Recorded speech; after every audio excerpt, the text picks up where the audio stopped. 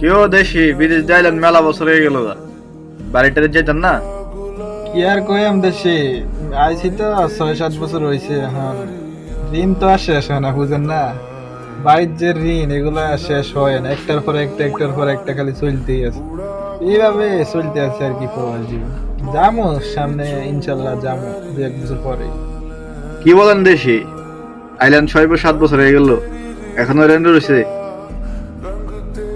আর বলেন 2-1 বছর পরে যাবেন। দেশে মেশে যাইতেন না, বিয়ে শাদী করবেন না? দেশের থেকে একটা গুরুন্ডি দিয়ে আন যান।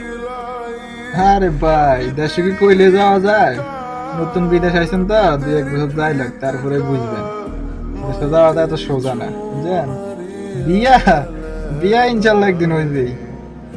আরে ভাই, দেশে থাকতে ভাই কত কিছু ভাবছি, বিদেশ কি শান্তি, বিদেশ যাইমু, পাসপোর্ট বানাইলাম, কি আর কি খুশি ভাই।